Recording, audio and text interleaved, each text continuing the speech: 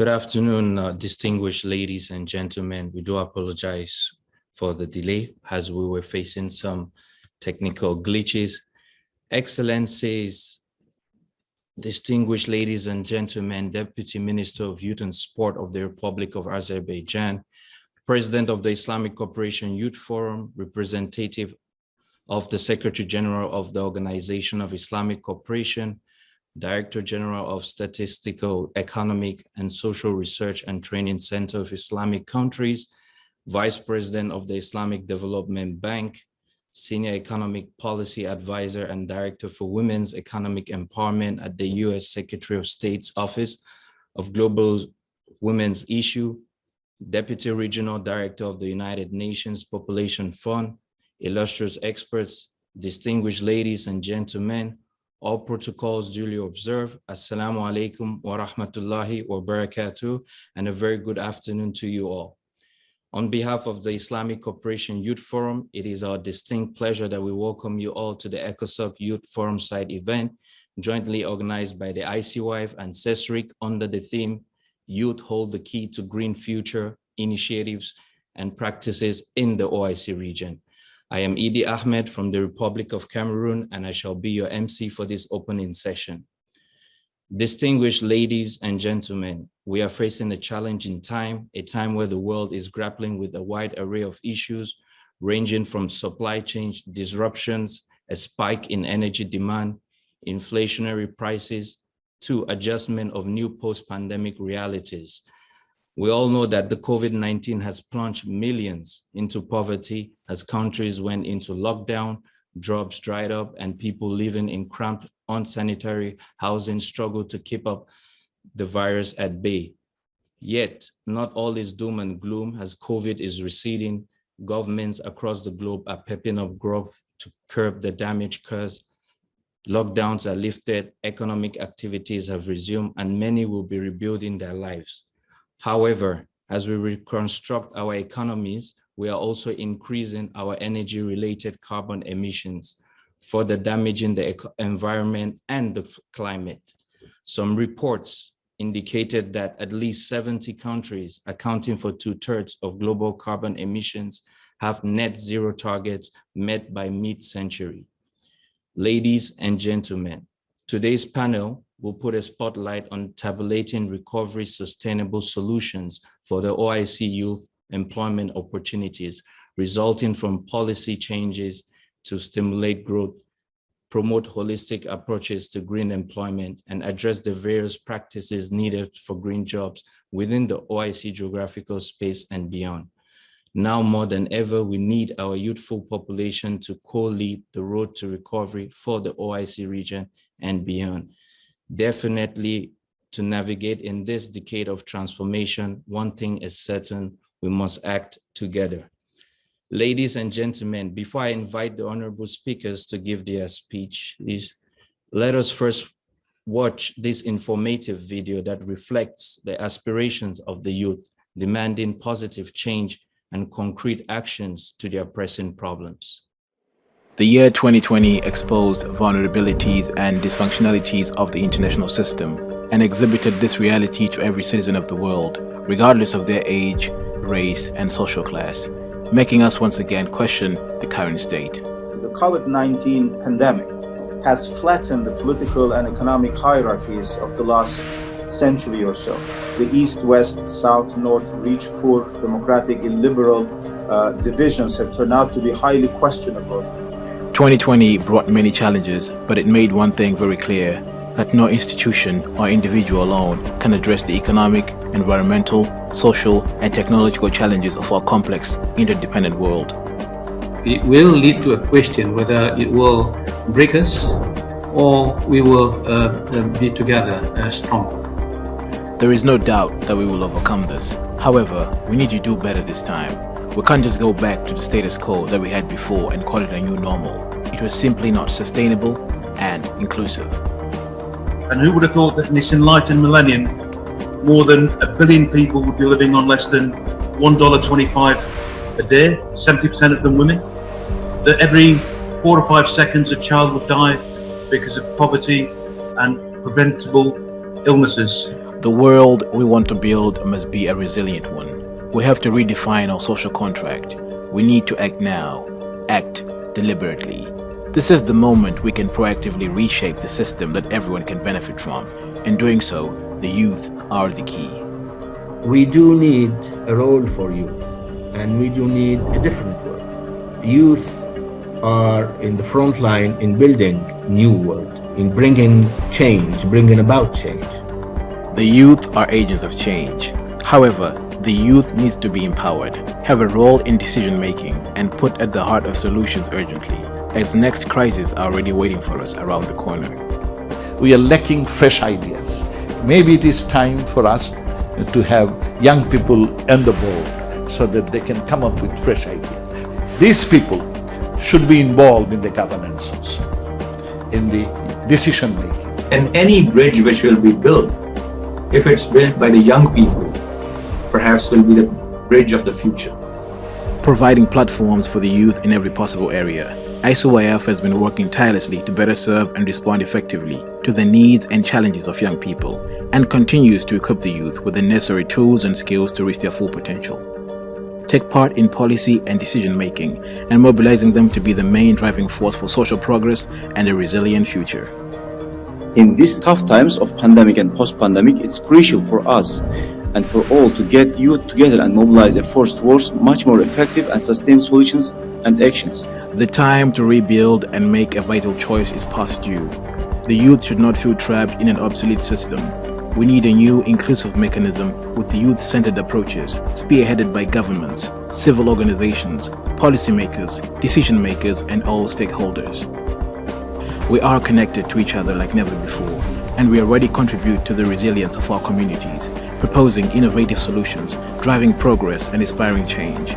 With political commitment and resources, we, the youth, can make the world a better place for all.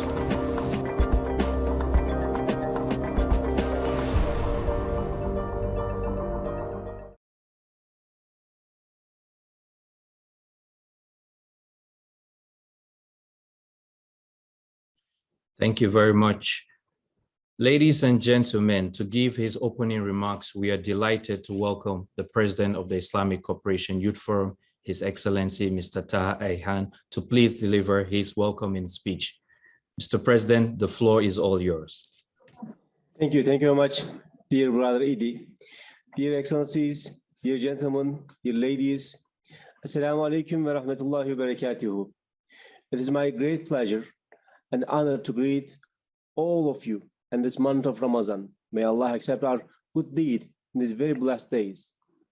It is also a pleasure to be with you here at this very special side event. On this very special occasion, I would like to express my deepest appreciation to my dearest friend and brother, His Excellency Ferhat Hacıyev, the Deputy Minister of Youth and Sports of Republic of Azerbaijan, for gracing us with his presence today. Also, my special thanks to brother and partner, His Excellency Nabil Dabur, the Director General of the SESIC, for his support and dedication and cooperation. Also, my special thanks to Dr. Amina Al-Hijri, the Director General of the Director of Culture and Social Issues, the representative of His Excellency Hussein Ibrahim Taha, the Secretary General of the Organization of Islamic Cooperation. And also my special thanks to Her Excellency Nicole Mans Bazui, the Senior Economic Policy Advisor and Director for Women's Economic Empowerment at the Global Women's Issues in United States State Department. And my deepest gratitude to His Excellency Mansur Muhtar Bey, the Vice President of the Islamic Development Bank. Without forgetting my brothers, ICYF members, Dr. Mohammed Hazima, the Vice President of the ICYF, and Mr. Khadim Diop, and from the Senegal, and also the esteemed presenters, Ms. Anem Malkavi and Mr. Masar Hussein, and the fantastic team behind this event. I also would like to thank all of those who have shown interest in our side event and joined us online. Much more thanks to the team of the ECOSOC Youth Forum, and especially to the NGO branch for their support and guidance and facilitation to hold this event. I am personally very grateful to all of you for your kind presence with us today on such a timely topic, youth hold the key to green future initiatives and practices in the OIC region. Dear ladies, dear gentlemen, the Islamic Cooperation Youth Forum, ICYF, was granted a special consultative status at the United Nations ECOSOC in 2021. Since then, we have become more concentrated on comprehensive plans leading to expansion of our activities, leading to provide more space and opportunities for youth engagement, especially with regards to sharing thoughts, growing skills, developing experiences, and building global networks. Driven by values of education, cooperation, tolerance, and excellence, and dedicated to the enriching the standing and role of the youth communities in the OIC region and beyond, ICYF is committed to support and the role and the contribution of youth to the sustainable development of their respective communities and societies. ICYF main priorities are guided by the OIC Youth Strategy and Joint Youth Plan of Action, which are all adopted by the OIC member states in relevant ministerial conferences and synergized and aligned with sustainable development goals.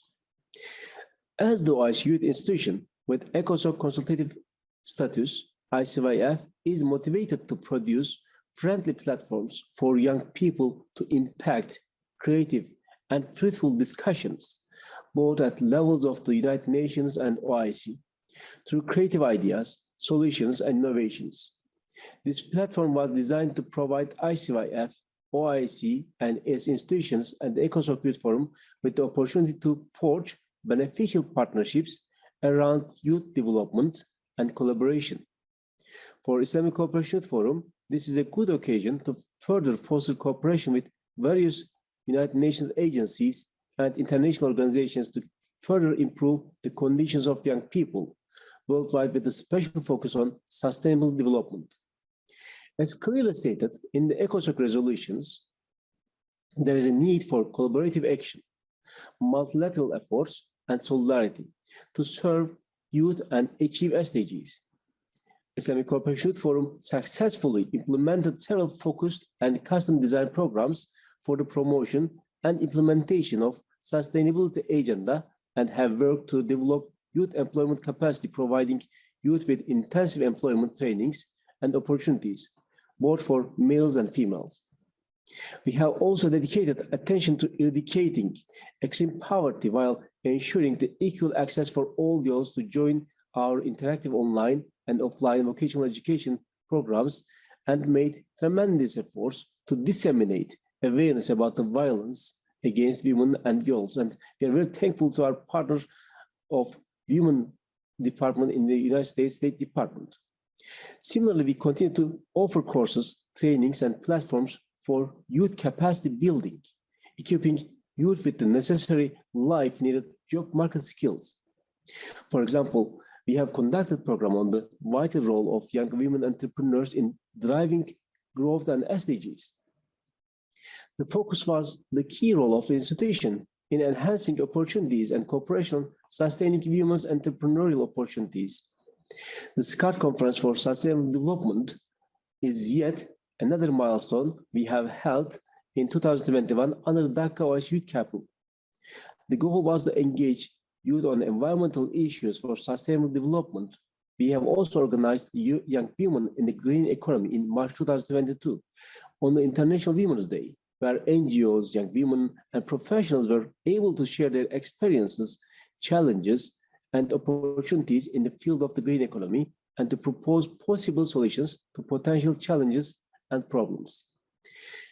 In the Republic of Niger, we have integrated the Torodi project, an agriculture and aquaculture production facility in the Torodi region of the Niger. And as you know, Torodi region was one of the regions which has harshly hit by the terror attacks, which marginalize our young people. Facilitating the production of vegetables, fruits, and fish, the Torodi project aimed at combating poverty by empowering and equipping the young people with the skills and knowledge. And especially focusing on agriculture and farming, we try to provide vocational education to the young people in this region. The project also encourages young people to take part in the training programs, which will secure jobs more than 200 young people in Niger. And in Lebanon, during my official visit, I also integrated the launching of the agriculture and culture projects for the youth in the framework of the development of youth entrepreneurship. During this program, more than 1,500 young people received training courses on the sustainable skills and will take such courses in agricultural skills.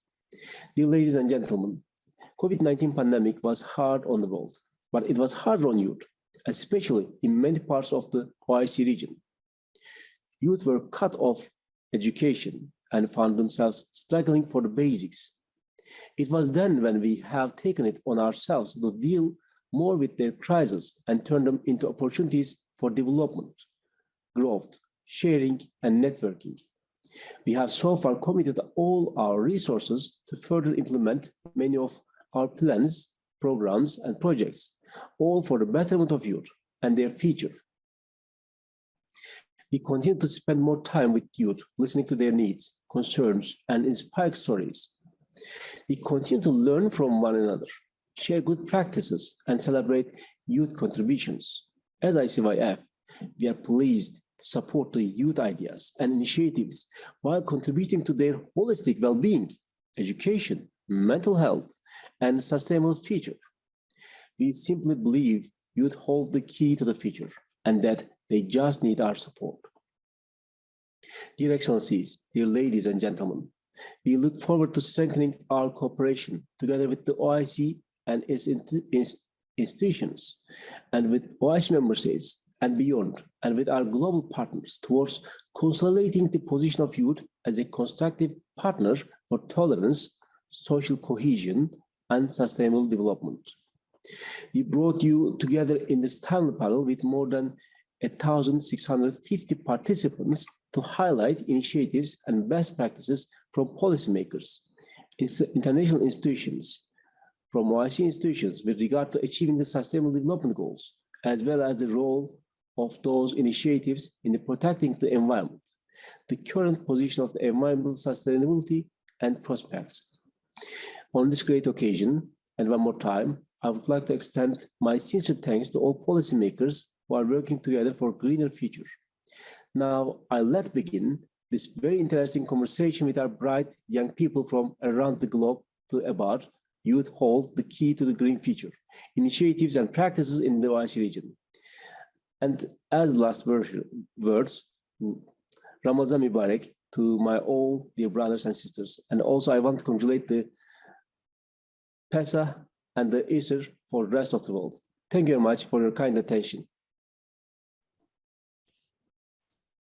Thank you very much, Mr. President, for your mesmerizing speech. Moving right along, it is our esteemed pleasure to invite His Excellency, Mr. Nabil Dabour, Director General of Statistical, Economic and Social Research and Training Center of Islamic Countries, to please deliver his speech. His Excellency, the stage is all yours. Thank you.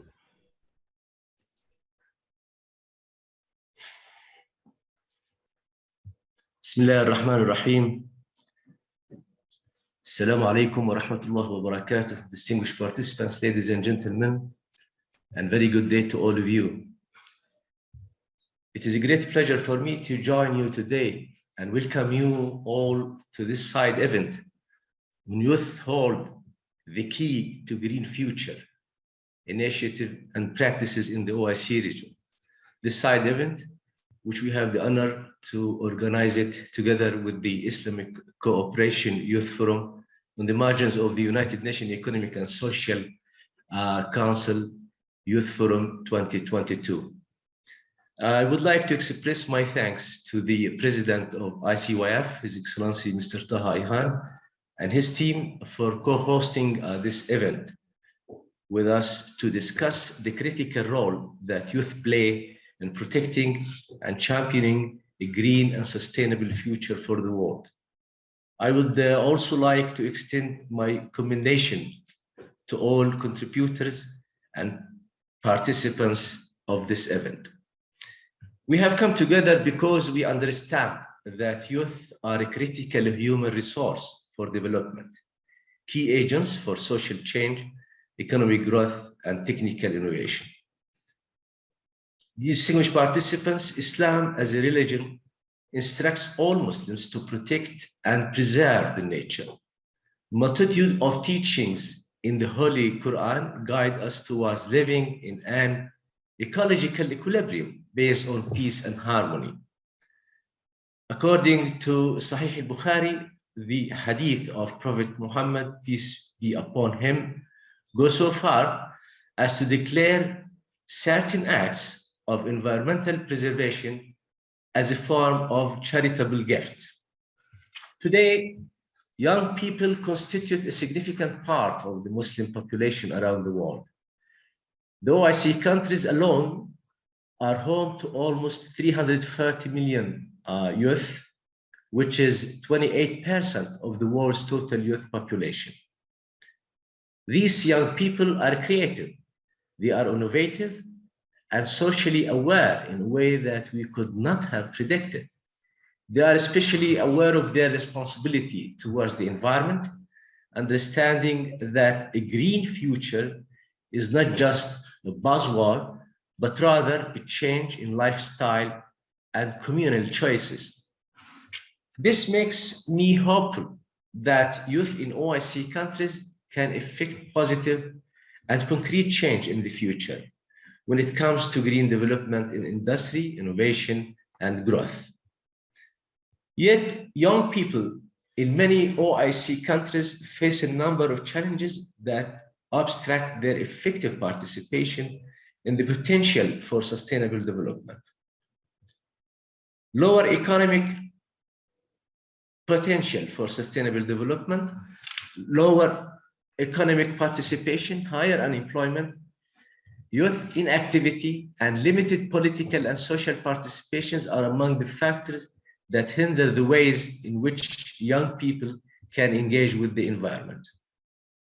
And more recently, the COVID-19 pandemic has worsened the negative impact of such a list of factors on the young people's well-being. However, the pandemic has also given OIC countries an opportunity to build back better. It is now the ideal time to invite youth's involvement and engagement in green growth through proactive and affirmative policies and programs. Distinguished participants, our youth is the key to a prosperous and sustainable future. I believe that young people should be at the forefront of every local and national sustainability initiatives. I'm heartened by the fact that many OIC countries are actively implementing policies, programs, and initiatives designed to empower young people in their countries. I'm also pleased to see that many of these policies, programs, and initiatives are in line with the OIC Youth Strategy, which was adopted in the year 2018 by the 4th Islamic Conference of Youth and Sport Ministers held in Baku, Azerbaijan. However, still there is a room for further improvements. We should start at the grassroots by giving youth the education and skills they require to ensure a green future. Raising awareness about sustainability, environmental protection, and green practices should be a community-wide effort that young people can lead. We should also listen to their voices and offer them representation so that they can confidently share their ideas for a green future. If young people to be responsible for the environment in the near future, so it is justifiable that they take part in decision-making process. More importantly, to ensure a green future, young people need access to vital infrastructure and resources to execute their ideas. Young people can not only boost sustainable development, but can also assist in recovery from the pandemic and in building resilience to future crises. Distinguished participants, before concluding, I would like to say that I really hope that this virtual event will encourage similar dialogues within the framework of the OIC on the potential of empowering young people to ensure a greener and more sustainable future. I would like to assure you that at CISRIC, we will continue to support and contribute to the efforts of the OIC member countries and OIC organs and institutions toward promoting and enhancing the capacities of young people, as well as facilitating intra-OIC cooperation in this important area. I thank you all. Assalamu alaikum wa rahmatullah. Thank you very much, Your Excellency, for your insightful speech. Without further ado, ladies and gentlemen, it is our honor to invite Ms. Amina Obaid Ramadan, the representative of the Secretary General of the OIC, who will deliver her keynote address on behalf of His Excellency, the Ambassador Hussein Ibrahim Taha, Secretary General of the OIC. Ms. Amina, the stage is all yours. Thank you. Bismillah ar-Rahman ar-Rahim. Your Excellency Taha Ayan, the President of the Islamic Cooperation Youth Forum, Your Excellencies, honorable guests, ladies and gentlemen, Assalamu alaikum wa rahmatullahi wa barakatuh.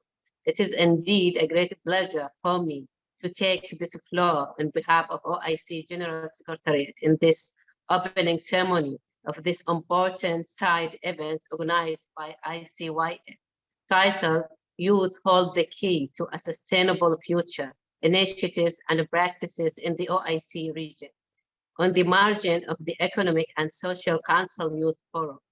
In this August gathering, I would like to take this opportunity to address the OIC General Secretary deep thanks to the Islamic Cooperation Youth Forum, ICYF, for their kind invitation to attend this event, as well as their effort in preparing this event. I am confident that this event will engage young people in a dialogue with member states that will help to identify the challenges faced by the OIC member states in the field of youth capacity building and to enhancing the role of youth in the development. It would also provide us with a new ideas and initiatives to further intra-OIC cooperation in the domain of youth capacities building and suggest solutions to advance toward the implementation of the OIC Youth Strategic and OIC relevant resolutions. Organizing these important events in the crucial moment that the humanity is facing now after COVID-19 recovery will offer opportunity to the participants and practitioners from OIC member states, OIC relevant institutions, and international organizations partners to discuss the role of youth to assure a sustainable future. In conclusion, I would like to emphasize the readiness of the OIC General Secretariat to support the effort of the institutions working in the youth capacity building in the OIC member states and to enhancing the role of youth in achieving sustainable development. I wish you successful discussions and I thank you for your kind attention. Wassalamu alaikum wa rahmatullahi wa barakatuh. Thank you very much, Dr. Amina, the Director of the Directorate of Cultural and Social Affairs at the Secretariat General of the OIC. Ladies and gentlemen, that wraps up our opening session. I would like now to hand over the mic to Dr. Fadila, who will take the lead from here for the rest of the session. Dr. Fadila, the virtual space is all yours. Thank you very much. Thank you very much, Edie, for this wonderful opening. Thanks to our distinguished speakers, excellencies, distinguished delegates, ladies, gentlemen. Assalamu alaikum wa rahmatullahi ta'ala wa barakatuh, and good afternoon. My name is Fadila Green. I am the senior advisor to the president of ICYF, and I will be your moderator for the rest of the session. Together with the Statistical, Economic, Social Research and Training Center for the Islamic Countries, CISRIC, and under the Economic and Social Council Youth Forum in the line with the theme COVID-19 Recovery, Youth Taking Action for Sustainable Future. We organized this timely side event titled Youth Hold the Key to the Green Future Initiatives and Practices in the OIC region. The rest of this event will be consisting of few distinguished keynotes, speakers, and 4 presenters. Please add your questions to the chat box, and we will we'll try our very best to address them, or at least some of them, at the end of this session. So, Excellencies, distinguished ladies and gentlemen, the aim of this event is to highlight the role of youth as highlighted by the previous speakers as the driving force behind socio-economic progress today and in the future in both the OIC countries and around the globe, as they constitute a dynamic, energetic, and innovative segment of our societies. According to the CISRIC report, as mentioned by Director General of CISRIC, Mr. Nabil Dabbour, the OIC countries currently host around 28% of the world's total youth, and a figure that is expected to rise to become 30% in 2030. Youth in the OIC countries are facing major challenges to varying degrees. In the past 2 years alone, the COVID-19 pandemic has changed our lives and impacted young people in a variety of ways, ranging from education to mental health to career prospects. Yes, the future prospect of youth is at risk due to climate change, on the top of major delay in achieving the goals of sustainable agenda due to the most complicated issues of multilateral cooperation, but also young people are way more than just victims of COVID-19 pandemic and climate change. They are also an important driver of climate action and sustainable development. In fact, they are today the major player in raising awareness and also finding creative solutions. Also, our young people are making tremendous jobs advocating for policies, producing and disseminating good practices in their local communities and on social media platforms.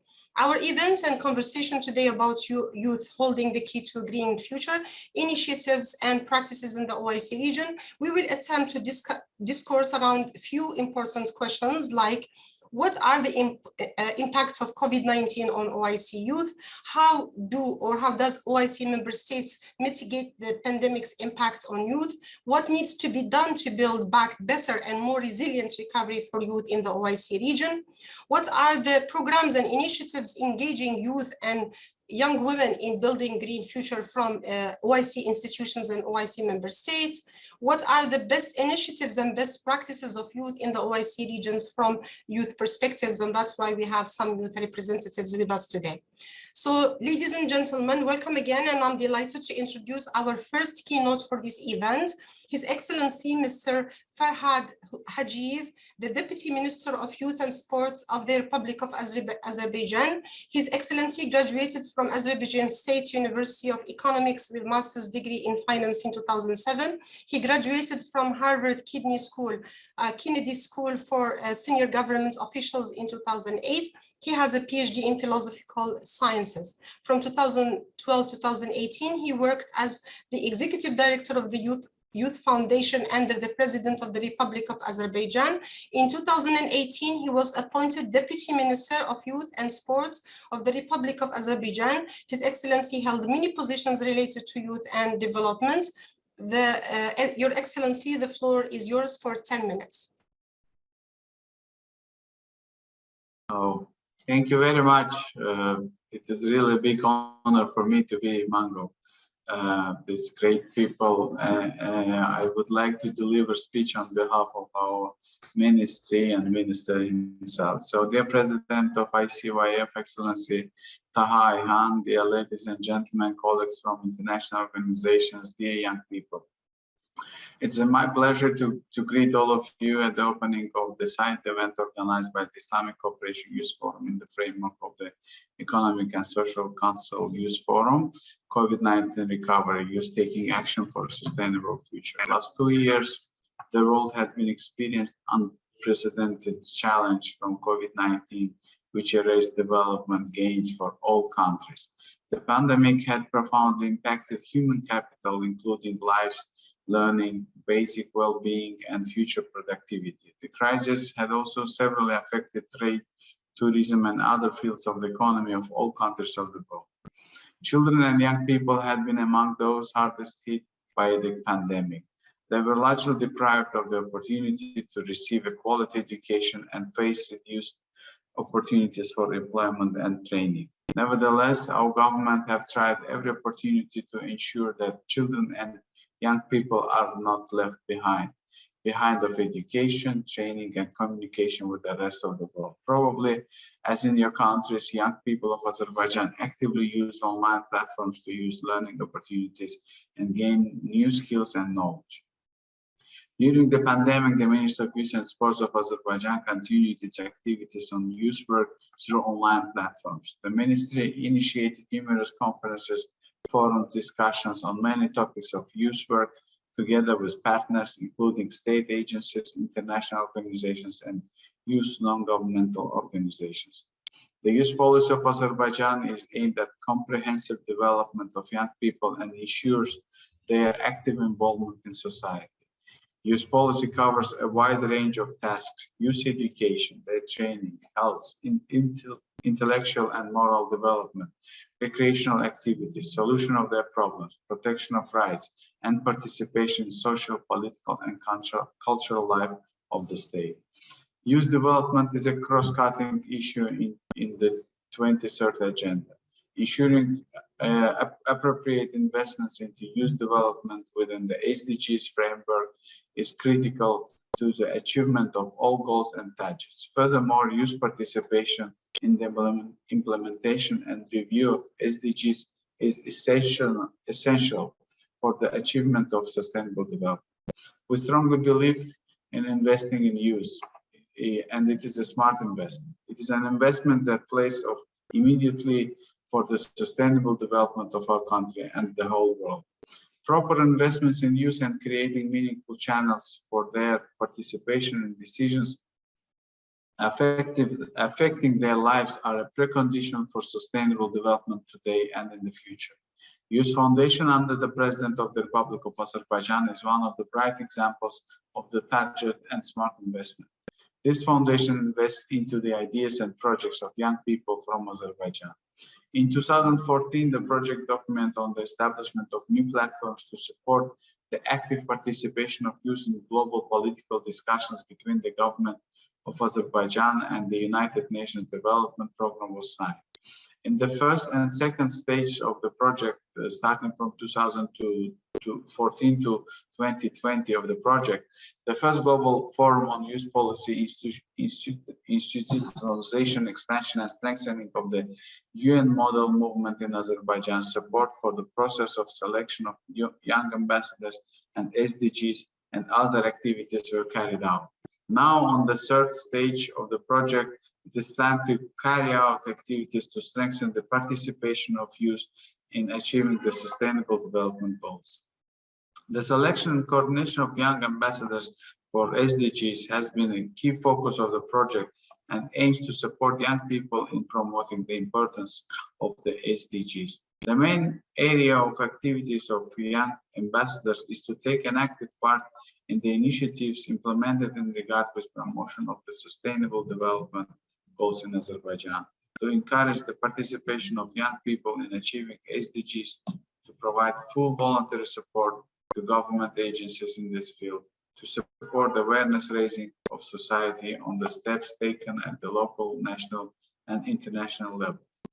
For 2 years, the young ambassadors informed thousands of young people about the global agenda in different regions of the country, met with relevant government and agencies, held 2 international events, as well as number of actions to protect the environment, participated in international events in 5 countries, including the UN Climate Summit. The Ministry of Youth and Sport of Azerbaijan pays special attention to the implementation of measures and projects to support youth employment and develop entrepreneurship within its competence.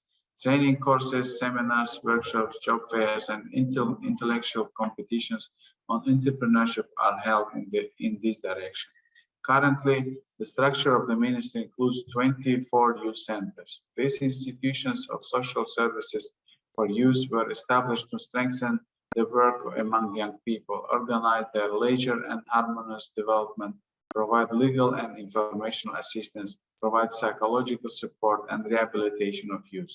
During the pandemic, they never stopped its activities on learning, consulting, engagement, and organization of the leisure time of young people. Specialized organizations and foundations for support youth entrepreneurship function in Azerbaijan. Among them, Small and Medium Business Development Agency, Youth Foundation, foundations to support of IT initiatives, and etc. In the labor market, young people are considered a more vulnerable category because their work skills, life experience, and skills are lower in the general context. Improving the welfare of young people and solving the problem of unemployment is one of the most important priorities of state policy. As in all fields of socio-economical life, along with the achievements in supporting youth, entrepreneurship, and increasing employment, we are still face challenges. Given the strong competition in the labor market, as well as the fact that tens of thousands of new young people enter the labor market every year, there's a constant need to create new jobs across the country. In order to increase employment opportunities for young people, it is proposed to pay more attention to the following issues: ensuring the employment of young people discharged from the army, strengthening vocational training and retraining. Creation of new jobs in the regions in order to prevent the influx of young people to the city, providing them with consulting services to engage in entrepreneurial activities. Involvement of young people from not in employment, education, and training group in additional trainings, coordination with potential employers, and offering incentives for young professionals to work in the regions. At the end of my speech, I would like to thank the organizer of this side event of the Islamic Cooperation Youth Forum for its commitment to cope the consequences of the pandemic.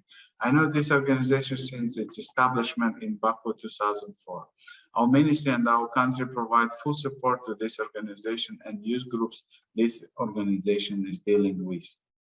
Our government supports functioning of Baku Regional Center of OIC, and I have been personally participated in a number of events of this youth organization. So I'm really proud to be sometimes a part of your events.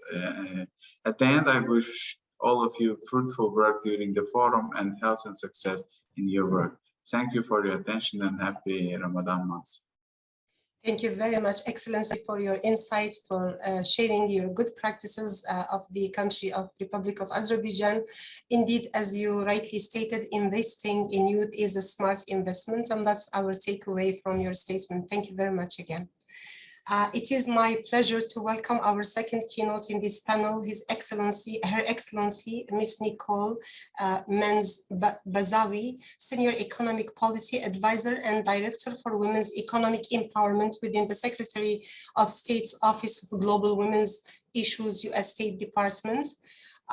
Ms. Nicole graduated from the University of Wisconsin at Madison, majoring in international relations, Spanish language and literature, and Latin American and Iberian studies. She holds master's degree in public administration with focus on international finance and development from the John Kennedy School of Government at Harvard University.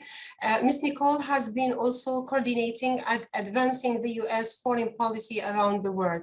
Thank you very much, Ms. Nicole, for joining us today. The floor is yours for 10 minutes. Please welcome. Assalamu alaikum wa rahmatullahi wa barakatuhu wa Ramadan Kareem.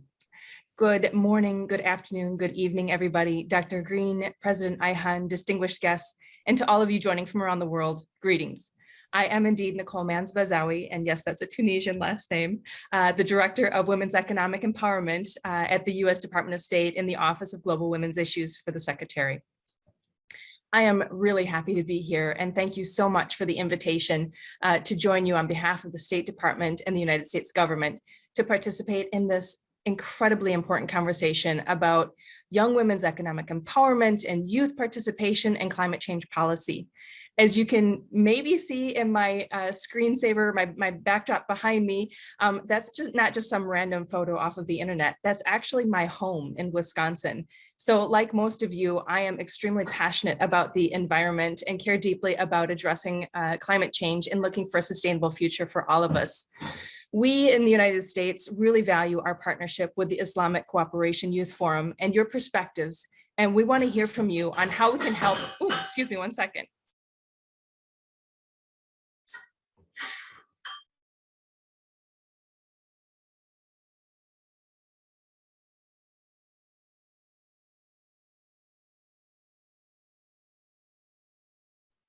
Small crisis in the home. This is what happens during COVID when you're working from home, right?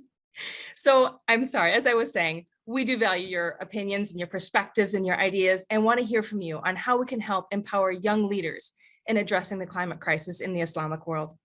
Of course, these efforts will not be successful if we don't work with young women and young men and everyone in an inclusive manner as allies in this space.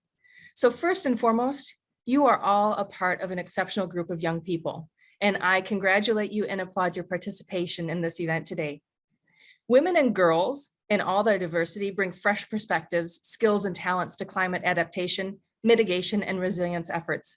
Of course, young men do as well, but in my office, we focus on women and girls empowerment, and so that's mostly what I'm going to be speaking to today. Gender and equity and diversity in the climate change field generates new thinking. It strengthens the workforce, and it makes us all more prosperous and secure. In fact, evidence shows that empowering women and girls leads to better and stronger policies and actions to combat the climate crisis.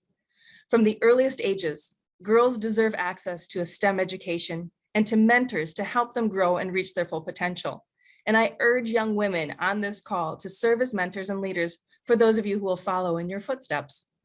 Yet bold action to tackle the climate crisis is needed more urgently than ever. And we must harness everyone's potential as we work to address this challenge. In the context of climate change and beyond, the whole world benefits when women and girls can fully and equitably lead and participate in all areas of public, social, and economic life. The COVID-19 pandemic further amplified the need for STEM talent to generate innovative solutions. Similarly, STEM experts and entrepreneurs are and will be needed to address the glowing climate crisis. The evidence is clear. Women and girls must be empowered as innovators, entrepreneurs, and founders of initiatives and enterprises with meaningful environmental and social impact. At the government level, research shows that when women are in positions of leadership, environmental agreements are more likely to be ratified, land use policies are more likely to be reformed, and the environment is more likely to be protected. At the community level, women are always and already leaders in reducing waste, adopting sustainable agricultural practices, planting trees, and moving away from charcoal as a fuel source.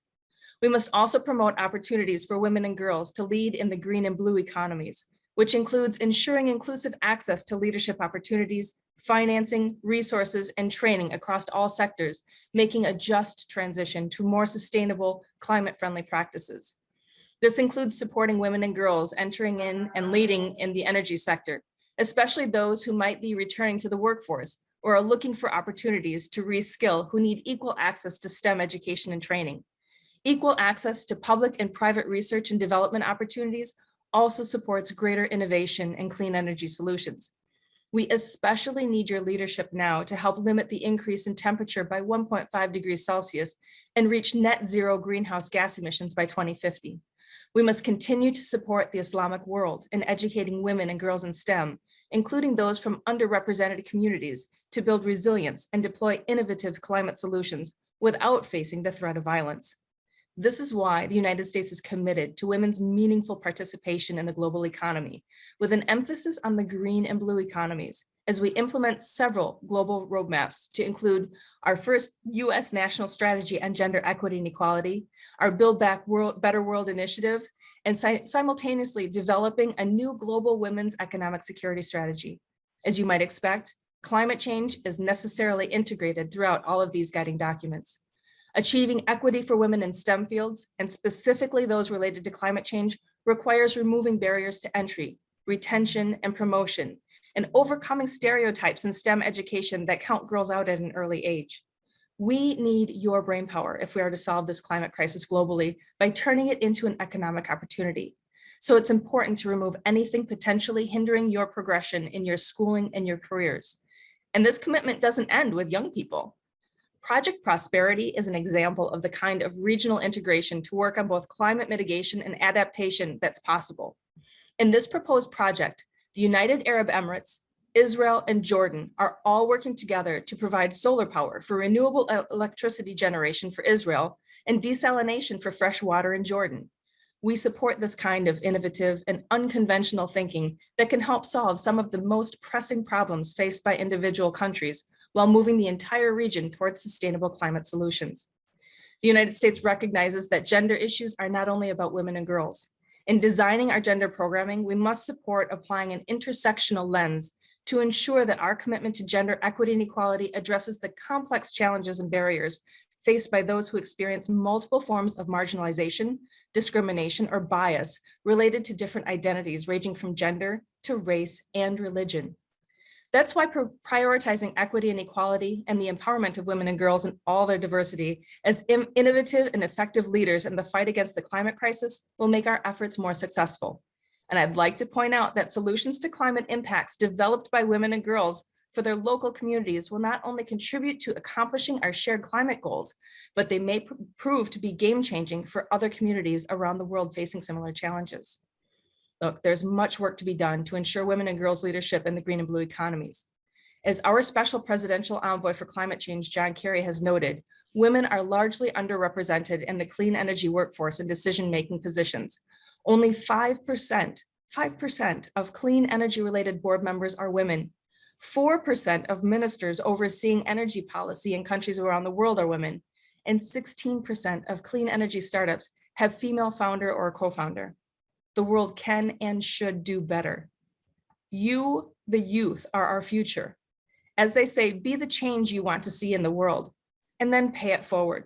Share what you learn, mentor others, and be an active participant in making our world a better place. I want to thank you all again for allowing me to talk to you about why the United States believes you, the youth, are the future of the climate change movement, especially during the COVID-19 recovery. And we look forward to hearing from you today how we can address your challenges and our challenges together. Thank you so much. Thank you so much, Ms. Nicole Bazawi, for the very constructive contribution, especially for sharing the gender perspective as ICYF is bringing in young females to all the aspects of socio-economic development. And our work together speaks about the new opportunities we're trying to provide together for young girls in the OIC region and beyond. Thank you very much again for your very constructive and we will see you very soon again. It is with a great pleasure I would like to introduce our third keynote today, His Excellency Dr. Mansour Muhtar, the Vice President, Country Program for the ISDB, Islamic Development Bank. Mr. Muhtar holds a doctorate degree in economics from the University of Sussex in the UK and master's degree in the economics and politics of development from the University of Cambridge. He's also an alumni of Ahmadu Bello University from Nigeria and King's College, Lagos. His Excellency served previously in many varied positions, including the Executive Director in the Board of the World Bank Group, co-chair of the UN Intergovernmental Committee of Experts on Sustainable Development Finance, and the Executive Director in African Development Bank, and much more. Mr. Mansour, thank you very much for joining us today. The floor is yours. Thank you, Dr. Fadila. Excellencies, distinguished guests, ladies and gentlemen, Assalamu alaikum wa rahmatullah wa barakatuhu. Allow me to extend special thanks for the invitation to participate in this forum. The Islamic Development Bank is very delighted to be associated with this event that addresses an issue of topical importance. We do recognize that there are multifaceted problems affecting our youth in the OIC member states. Key among these include low economic participation, unemployment, combined with youth inactivity, and this combined with conflict, migration, and displacement that's being experienced in many of these countries further exacerbates the situation. They constitute serious obstacles hindering young people's productive contribution to the development of OIC member states. The Islamic Development Bank recognizes that youth are not passive development recipients, but instead they are positive and active agents who are capable of contributing and initiating positive transformation in their respective communities and beyond, if given the opportunity. As a multilateral development bank, the Islamic Development Bank promotes inclusive social and economic development in its 57 member countries. And we strive to integrate youth needs and perspectives in all of our development interventions and operations across the various sectors, from education to transportation, agriculture and energy, as well as other traditional and emerging sectors and fields. The Islamic Development Bank aligns its operations with the priorities of its member countries. And in our last consultation with them, we found that driving green economic growth is a top priority for these countries. We also recognize that youth empowerment through education, economic participation, and engagement is the key to achieving green, sustainable, and more resilient future that our member countries are aspiring for. Based on our updated 10-year strategy, which we concluded recently, which we revised recently, one of the bank's top priorities is to support the member countries through its pillars of green, resilient, and sustainable infrastructure and inclusive human capital development. So these are essentially the two key pillars of our strategy. And both of these are intertwined with this subject, with today's subject. Youth hold the key to a green and sustainable future. This will result in building back better through recovery and economic growth that is environmentally sustainable and made resilient by fortifying the use of natural and human resources and minimizing the risks to the people and the planet, as well as strengthening the key drivers of an expanding economy. Excellencies, ladies and gentlemen, a more green economy can play a vital role in recovering from the economic crisis, with the potential for reintegrating those who lost their jobs in the economy, accelerating employment, and increasing decent jobs for the most disadvantaged and vulnerable groups. However, the transition to a green economy will change the types of skills required in many existing occupations and industries. Hence, we need to create a future-proof workforce by providing relevant skills that meet the market demand and unleash youth talent and innovation.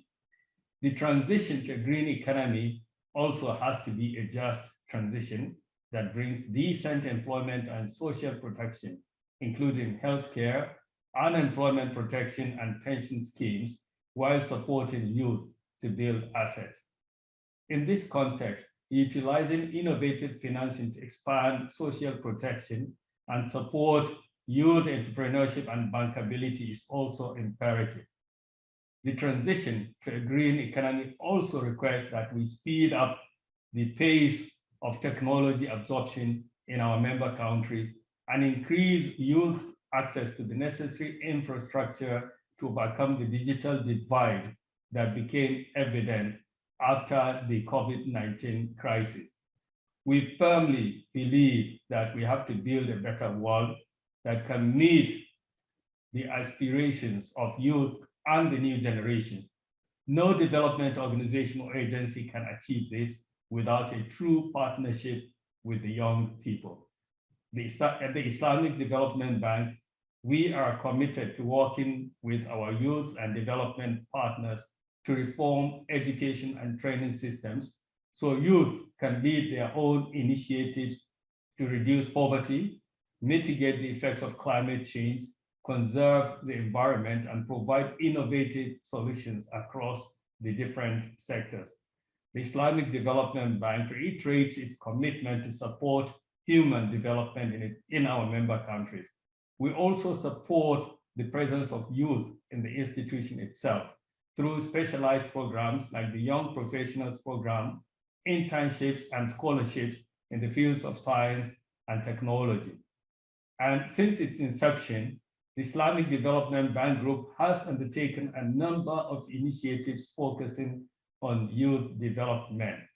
To name a few, these include a vocational literacy literacy program for which we expended about $500 million US, a microfinance support program which is costing about $500 million US, a youth employment support program which was estimated at $250 million US, and the small and medium-sized enterprise funds, and the education for employment initiatives, all of which had a budgeted amount of $250 million US. On average, ISDB allocates around 8% of its financial support to youth development projects and programs on an annual basis. This year, at our 47th annual meetings, we are organizing our 10th Youth Development Forum, bringing together influential thinkers, policymakers, international development policy experts, and most importantly, youth delegates to address, discuss, and debate issues affecting them. This year in particular, we are organizing a skill-building training program on skills needed for the green economy. We will ensure that these programs are available freely online and would like to invite you to join them too. Finally, we at the Islamic Development Bank call upon everyone to work collectively towards deepening our understanding of both the current and future issues impacting young people. We should also strive jointly to develop future-oriented solutions. Most importantly, we must empower youth and give them an equal opportunity to access and share resources with adults to build a greener and more resilient future for everyone. Thank you. Thank you very much, Excellency, for your insights and your inputs. We are delighted to give the floor to IDB to highlight some of your great initiatives. Some of the takeaways are IDB works to integrate youth needs to all the sectors, and driving green economy is a priority to the IDB. Sharing IDB youth strategy also is a very good input of yours, Excellency, because the world needs to know about it. The youth are the key pillar in your strategy, and increasing youth access to infrastructure, technology, and financing youth initiatives, and much more of your initiatives. Not without partnership, as you said, Excellency. That's why we are honored to have IDB on board with us in very such a key changing topic today. And we look forward to continue the discussion in your forum, 10th forum in Jeddah or wherever it is, inshallah. Thank you very much, Excellency, for your inputs. And we look forward to your very soon, another work together. Thank you. And now more we are very, it's unfortunately the Dr. Katrina, Dr. Karina from UNFPA is not able to join us for some unseen reasons, and we wish her the best, and inshallah we will be able to see her next time. And therefore we will be moving to our presentations.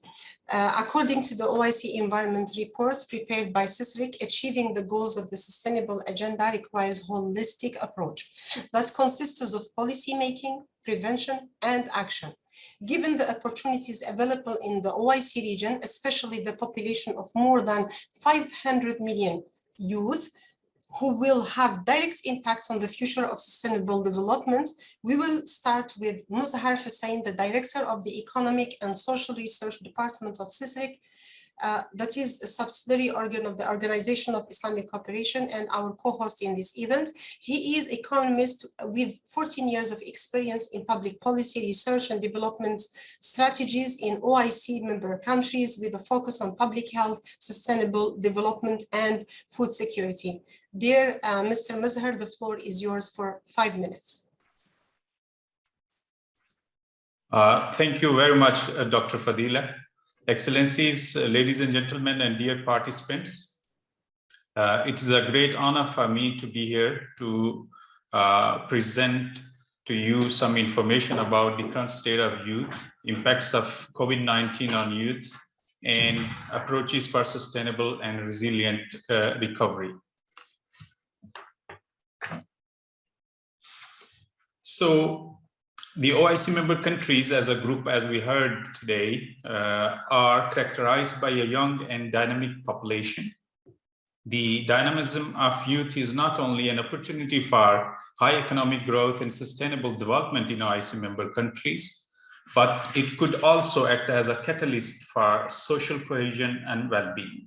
In general, young people aged 15 to 24 make up a large segment of the population in OIC member countries, totaling around 340 million youth, representing a share of 28.2% of the world's youth population.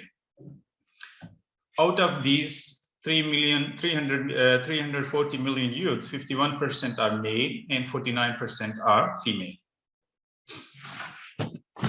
According to the latest available statistics, youth population is on rise in OIC member countries, and it is projected that the number of young people will increase to 450 million in 2040, thus increasing the share of OIC youth in the world's total from 28% in 2020 to 34% in 2014.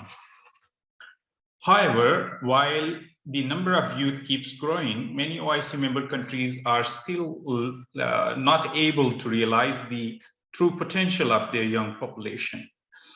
As in varying degrees, youth in the OIC member state face a number of challenges. For instance,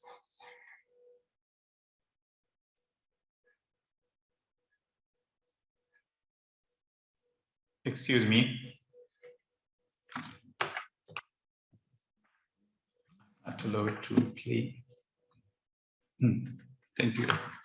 For instance, the low level of literacy rates. As you may notice on this slide, OIC countries on average are below other regions when it comes to youth literacy rates. Still, 17.7% of youth in OIC member states are unable to read and write.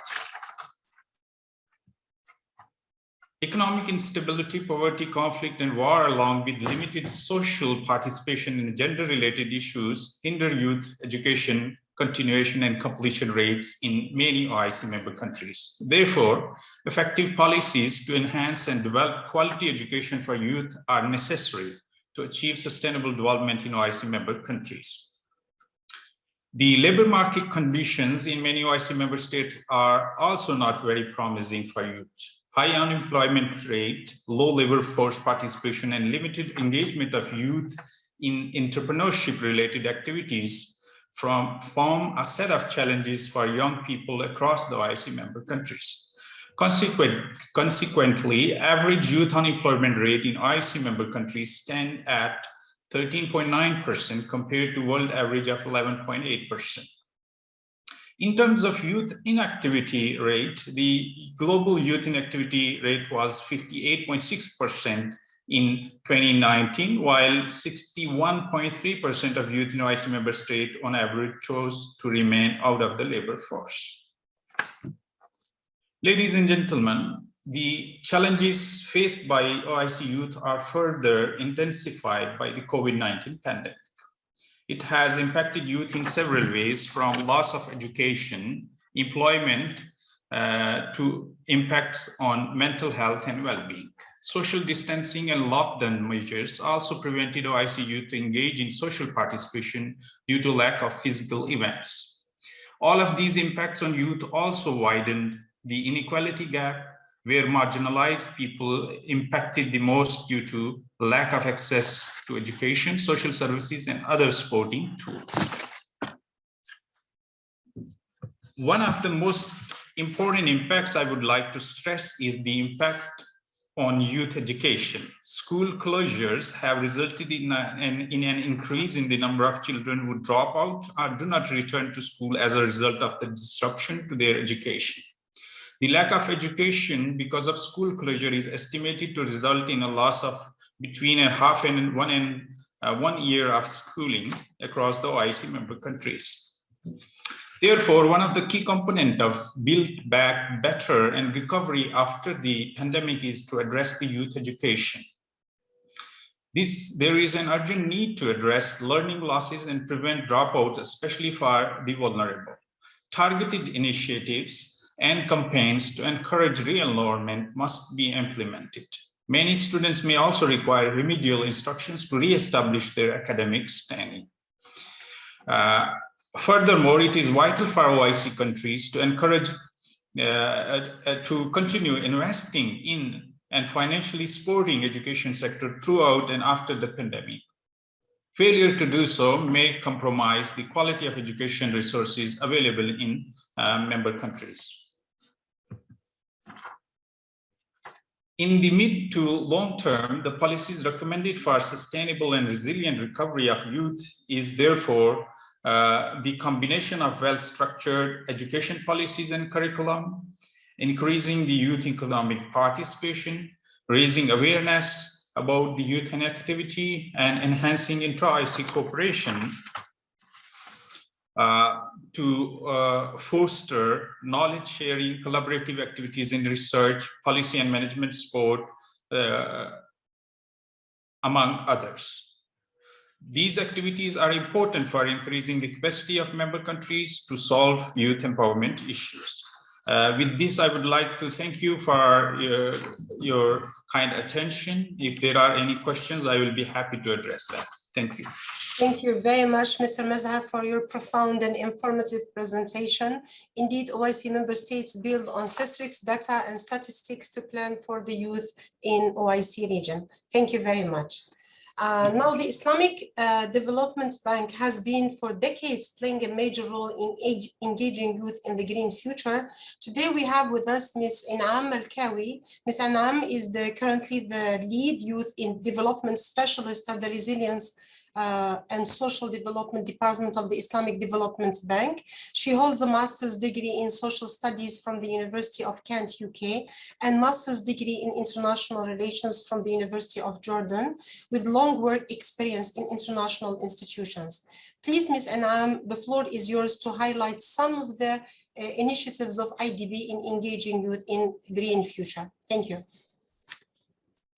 Thank you, Dr. Fadila, and thank you also for the invitation. It's really a pleasure to be with all of you here today, and Ramadan Kareem for everyone. I'm aware of the time, so maybe I will keep my presentation brief, and I would like to focus more on the challenges and opportunities for us, for all of us, the development actors, to engage youth in the green economy. But maybe before I start my presentation, I would like to show the young participants and also the policymakers we have here with us today, to show them a video that we have produced at ISDP on the topic of youth in green jobs, just to give you an orientation of how the Islamic Development Bank sees the opportunity there and how we can all contribute to this engagement. So I would like to ask the organizer maybe to display the video, please.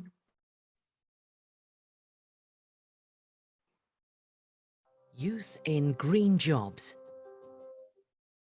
The effects of climate change are becoming more pronounced each year, and much of the world's population is increasingly vulnerable. 1/4 of those most at risk are classified as youth. In the era of COVID-19, young people face an uncertain economic future. In 2020, youth employment, mainly in middle-income countries, fell by around 9% compared to around 4% for adults. 1 in 6 young workers lost their jobs during the pandemic, and 2 in 5 experienced income contraction. The shared solution to these problems lies in green jobs, getting young people into employment while addressing the pressing problem of climate change. Green jobs can accelerate youth employment and foster innovation and entrepreneurship, providing young people with meaningful work in a growing, sustainable sector. They can also reduce gender gaps in employment and create work for vulnerable populations like rural youth and young refugees. Without green jobs, there would be far too few posts available for the growing workforce in developing and emerging countries. Fortunately, a huge variety of green jobs are being created, both in traditional sectors and in new, emerging green solutions. For example, millions of jobs can be created by greening supply chains and changing production methods. Millions more by transitioning from the linear take, make, waste consumption model to a circular one of recycle, reuse, and remanufacture. The transition to a green economy requires young people to acquire new sets of knowledge and skills. To create a future-proof workforce in the green job sector, we must focus on skilling, providing green skills to new entrants to the workforce. Reskilling, giving a new direction to young people whose jobs are becoming less relevant. Upskilling, training youth to acquire green skills while maintaining their existing roles. ISDB supports employing youth in green jobs through youth skilling programs, capacity development for green entrepreneurs, building partnerships, mobilizing resources and investments, and financing new green solutions to create more jobs for youth.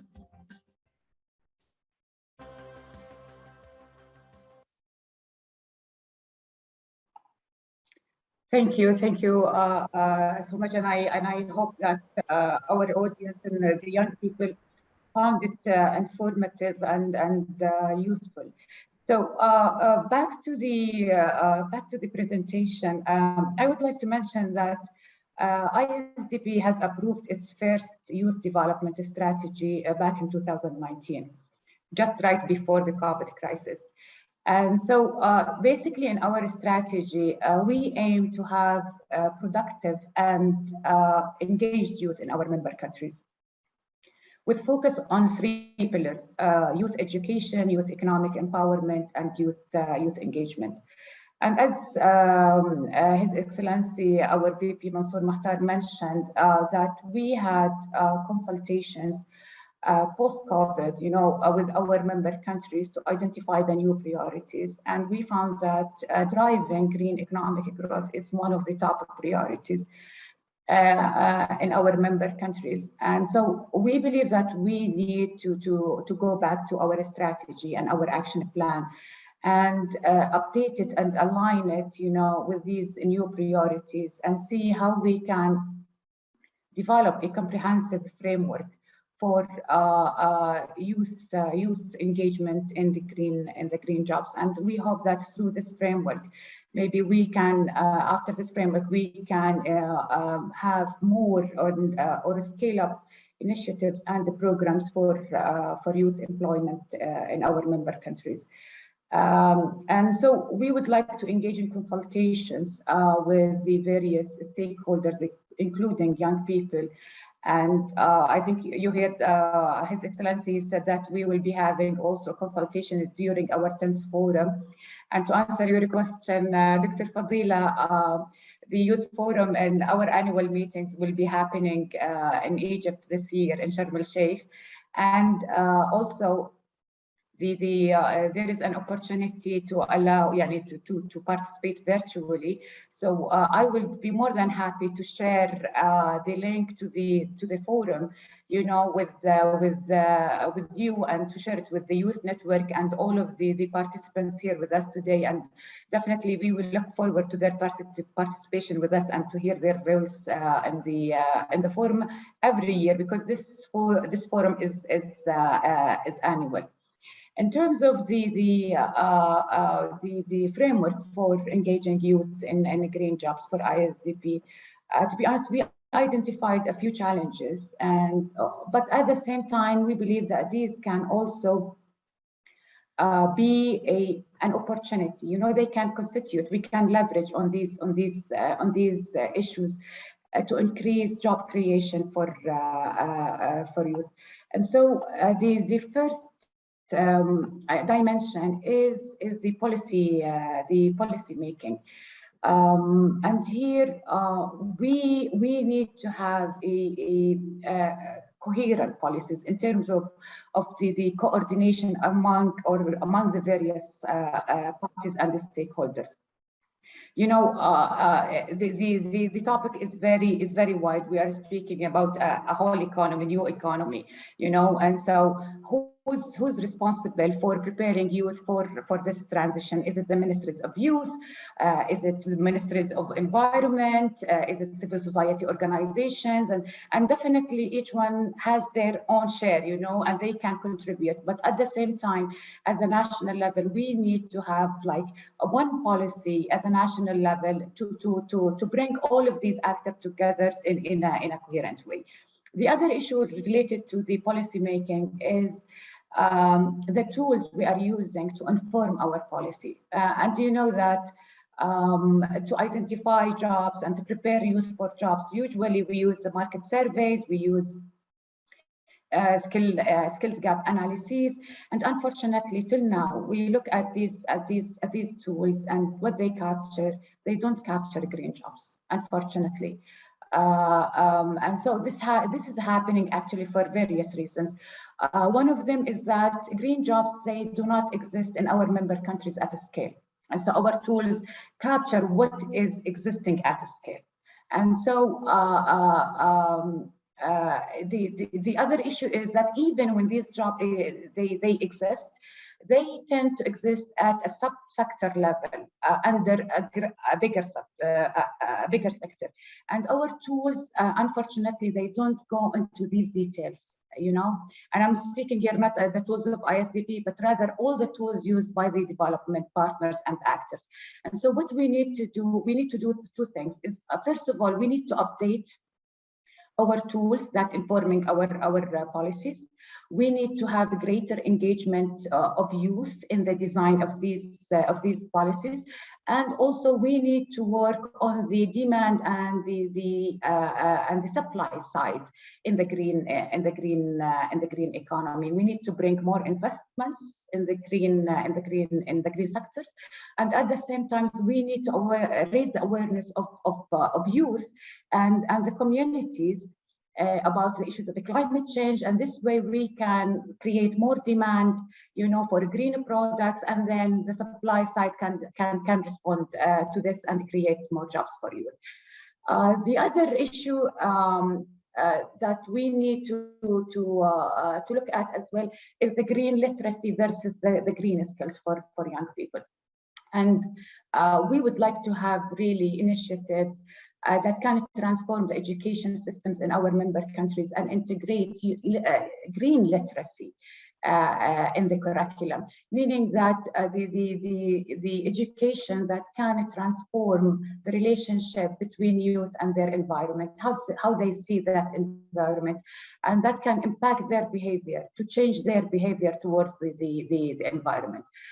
The second set of skills is the green skills themselves. And here we are speaking about occupational skills, right? And these are very focused, to be honest. They are job specific. And here, because of the nature of the market, it's very dynamic. Every day there are new requirements, new skills required from youth. And young people, even some of them thinking of the shifting their careers, and you know, and so it is very challenging, really, to capture that specific skill that we need at a specific time. However, I think we need to work with the private sector. We need to give the private sector a bigger role in delivering these skills, because they are the ones who need these jobs. They know the skills that they want. And so we need to work with the private sector to develop these training materials and transform the training system itself in partnership with the market. I will go maybe to the. I think we have all mentioned the issue of the of financing the skills and entrepreneurship, the issue of the financial inclusion of youth and their bankability and access to cash, to enhance their resilience and the resilience of their enterprises. But finally, I would like maybe to highlight the issue of the just transition. We all heard about the justice transition, and its impact on the community and the most vulnerable. But I believe also from our side, we need to understand the impacts of this transition to green economy on youth in specific, because the youth, they have their own traits and their own characteristics, and they will be impacted by this transition in a different way. And so for youth, we all know that there are new requirements, there will be changes in the requirements and the skills required from youth. And so we need to focus on reskilling and upskilling them. But at the same time, we should not forget that most of our, there is a big number of youth in our member countries, they work in the informal sector. And we don't want to regenerate this again, during this transition. What we want to generate, what we want to produce is formal jobs for youth that can bring decent jobs and social protection. And this is for all of the youth here. If our future and the shift to the green economy doesn't bring decent jobs and social protection, then it's not green. These jobs, if they don't generate that, for the youth and their communities, they will not be green. So it's a condition that it is decent job, social protection with sustainability. It's a condition for any job to qualify. I will pause here and thank you for listening. Thank you. Well, thank you very much. Shukran, Ms. Inam Al-Kawi, for your very thoughtful and great presentation. In fact, the video is very informative. And we actually, in fact, also we attended some of the IDB youth forums in the past, and we are extending heads for cooperation to strengthen our efforts. In fact, ICYF already built its incubation center and our LMS learning system to occupy our young people with the necessary skills for the market.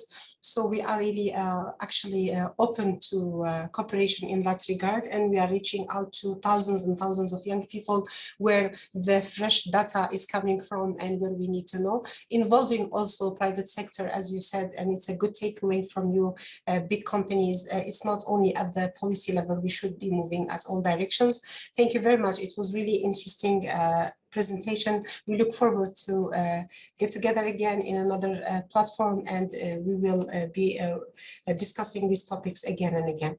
So also, I would like to thank you, before I forget, that you asked the very important question today. We leave it actually to the policymakers with us. The question was, who are the people, I mean, involved in this? It's not only one sector or the other. That's a very important question, actually. We should be keeping thinking about it. Thank you again, Ms. Inam. Inshallah, we will be seeing you very soon. Our next speaker, the pleasure to introduce my brother, Dr. Mohammed Hazima, the Vice President of ICYF, representing the Arab Group. He holds Master's degree in Business Management from the University of John Monnet in France, has a PhD in Marketing Management from Varna University of Economics from Bulgaria. He is currently pursuing his second PhD, which is in Diplomatic Affairs from the Lebanese Canadian University. He's also working as a senior advisor and in charge of international relations in the Lebanese Ministry of Youth and Sports. Please, Dr. Mohammed, the floor is yours. Dr. Fadila, thank you for that very kind introduction. You are always our older sister who we look up to, actually. Thank you. Bismillah ar-Rahman ar-Rahim. First of all, Ramadan Kareem to all our guests, to all the ICYF Secretariat, SURSEC Secretariat, our fellow listeners and guests who are with us here today, fellow the youth which are watching us, and happy Easter to all our Christian brothers and sisters. and happy Passover to our Jewish brothers and sisters. I would like to thank ICYF and SURSIX for this great opportunity and great webinar, which truly addresses a major issue today. This major issue, which is the green future. What do we look and how do we look for a green future? How do we look for a greener future? When we say green pastures, we look towards a brighter future. Some have mentioned the education, and which is a major aspect, because to begin with, an educated individual is an individual who is looking for change. They begin to change within themselves, within him or herself. They look to acknowledge more, to get to know more, to be able to do more. So that is the first step. And as Mr. Mazhar mentioned, we as an OIC area and OIC countries, we still have a problem in our educational systems and the ability for education by our youth. Why is that? Because several of OIC countries still suffer from the poverty, which has the youth, has the children looking and seeking to make their, to go work in order to get maybe food. In order to acquire food for themselves, for their families, they are having to work instead of going for education. Because education at some point in some countries is still over expensive or even not found in some areas, which is leading youth not to be able to be educated. As the first step and the first suggestion, I suggest that as OIC countries and OIC individuals, it is our role to try to give and present education to these youth, whether it is by financing, whether it is by providing opportunities, by scholarships, and several OIC countries have already taken that issue up for granted and have begun working upon that issue. Yet it's still not enough, because as long as that percentage done by SURSIC, shown by SURSIC is still that much, then we are not doing enough. We're not stressing on this matter enough. It's upon us to work, to shout out, to try and help in every single way possible, especially that nowadays we are in the new era. After COVID-19, we have begun to realize that online teaching and online learning has become an option. It has become an availability for youth. So this makes it much easier for us to provide the education needed to these youth, whether by online schools, online universities, in every single way. It is not acceptable in the year 2022 to have our countries still behind on the percentage of youth, because we truly have bright minds within the OIC region. If we come to look at it, approximately, and this has been conducted, approximately 35 to 40% of all scientists and inventors which have conducted certain researchers or have come up with inventions in the Western countries come from the OIC region. They are originally from the OIC region. So we have the minds, we have the mindset, we just need the techniques. We need to empower these youth, we need to empower these minds in what is needed for them to accomplish what they are truly capable of. Second, we have the global opportunities. Today, the empowerment that has been given upon us by technology represents several global opportunities for these youth, to truly innovate, to truly release their powers, to truly use their powers, use their knowledge, use their skills, their techniques to grasp out and grab more opportunities, to grab more chances of being significant, of going that extra mile, doing what is needed more in order to accomplish more, in order to succeed. In this case, we are in an ever-changing world. The past few years have shown us quite a tremendous change in our lifestyles, in the way we define life itself. from the mask usage, from the COVID restrictions, from the lockdowns, up until to the recent wars happening in several countries, to not go into detail in any single country, to the mistreatment that is taking place in the world in several countries, whether based upon racial mistreatment or based upon ethnic mistreatment. So this presents the youth with new mentalities, a new mentality of how to work for a better future. How can we, or how can you as youth, work together with one another in order to change the future, in order to prevent future problems that may occur, whether it is the economic problems, whether it is the environmental problems that we are facing nowadays, how to go green environmentally to save the resources that are present, whether we should depend on new techniques that are coming up. Maybe we can come up with our own new techniques, and we have that power within us. Upon that, we should encourage entrepreneurship, we should encourage startups. ICYF has taken a great leap in that through the Young Business Hub that was established, that is working in all OIC countries. It's helping the youth acknowledge their powers, acknowledge their skills, acknowledge what they have, use what they have through that empowerment, through that learning. Dr. Fadila just mentioned the incubation center, which was done by ICYF, and it's working on more incubation centers and is encouraging actually the OIC countries to establish incubation centers for the youth, where they can truly work upon their projects, they can work upon their startups, they can work to make a difference. Once we provide that needed environment, the needed aspects for significance, I am sure our youth can provide that significance.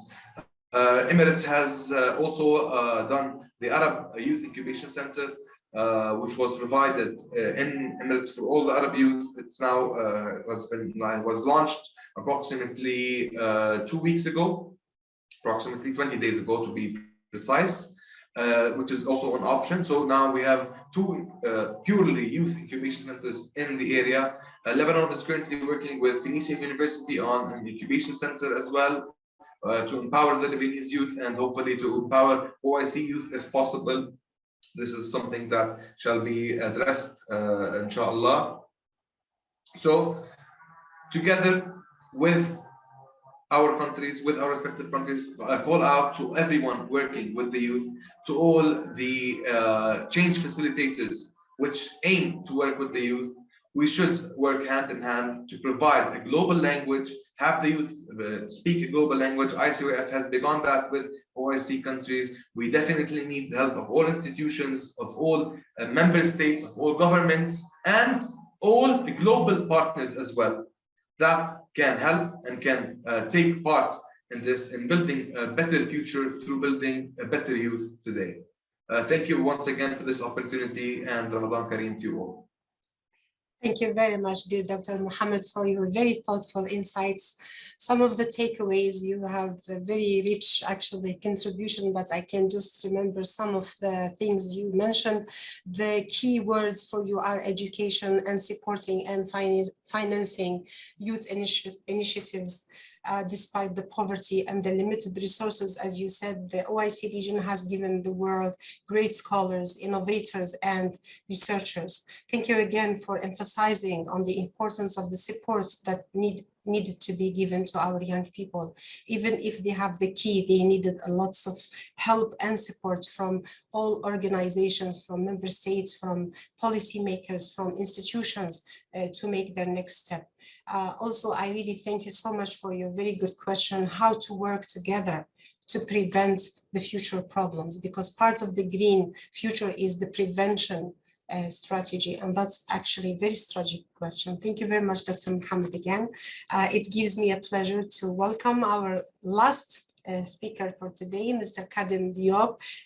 Kadim Diop is a member of the ICYF and the president of the National Youth Council of Senegal and a member of the National Audiovisual Regulatory Council of Senegal, CNRA. He is also the vice president of the Afro-Arab Youth Council, and he is the manager of organizations and projects monitoring and evaluating a specialist at the FIFA Sports Manager. Monsieur Kadim Diop, s'il vous plaît, la parole est à vous. Before that, I would like to just mention to our audience that we will be having a translator. Mr. Diop will address us in French, and we will be having the translation in English. So it will be provided. Mr. Diop, s'il vous plaît, la parole est à vous. Merci beaucoup, Madame la modératrice. Permettez-moi tout d'abord de saluer M. Taha Ahyan, président du Forum de la jeunesse de la coopération islamique.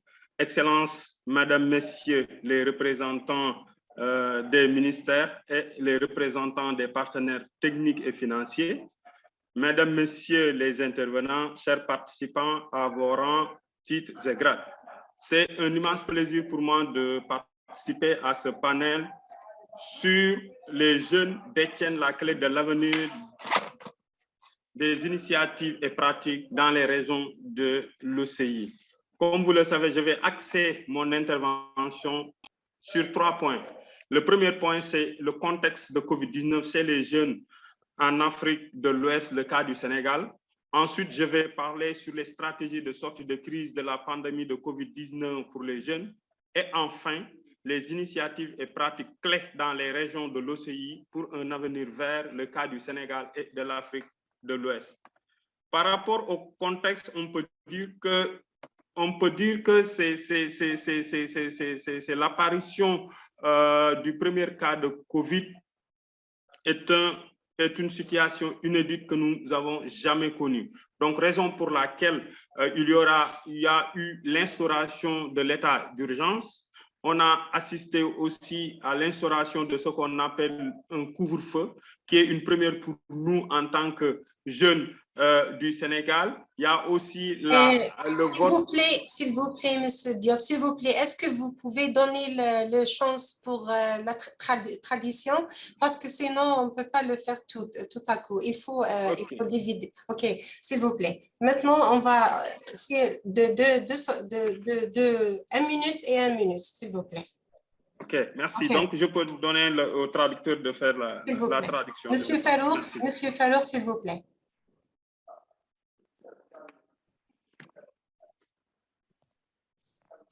Yes, please. Thanks a lot, Dr. Fadila, for giving me the floor. And I would like to, first of all, I will please you to allow me to address my sincere thanks to the president of ICYF, Mr. Taha Ayan, and to all the representatives of all the institutions and to all our various to all our participants. So, as you know, I will be here and in order to talk about how the green.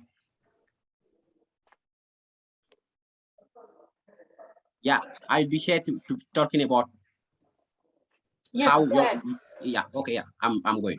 Okay, I'll be here to talking about how your youth hold the key of a green future. And here in Senegal, I have realized that young have been trying to do a lot of things. In the context of this presentation, I will be presenting my PowerPoint following those 3 points. The first one will be the context of COVID-19 among young people in West Africa and the case of Senegal. The second point will be the crisis exit strategy from the COVID-19 pandemic for young people. And the last point will be the key initiatives and practice in the OIC region for a green future, the case of Senegal and West Africa. Monsieur Kadim, vous pouvez continuer. OK, donc on va parler du contexte. Dès l'apparition du premier cas de COVID-19, le gouvernement du Sénégal et des pays de l'Afrique de l'Ouest ont pris des décisions fortes pour lutter contre la propagation du virus. Premièrement, c'est une situation inédite que nous n'avons jamais connue. il y a aussi l'instauration de l'état d'urgence, le couvre-feu, le vote de la loi d'habilitation, la fermeture des universités, des écoles, des lieux de culte, des hôtels et des restaurants, la fermeture des frontières terrestres et aériennes, et surtout l'interdiction du transport interrégional au niveau de l'Afrique de l'Ouest. D'accord, merci. So first of all, we're going to start on the first point, which is the context of COVID-19 among young people in West Africa, the case of Senegal.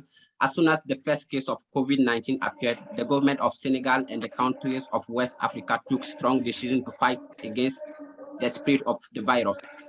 It was an unprecedented situation that we have never known, and some of the measures took was the establishment of the state of emergency, some curfews, the vote of an enabling law, the closure of universities, schools, place of worship, hotels, restaurants, etc. The closure of land and air borders, and the ban on interregional transport in West Africa. Allez-y.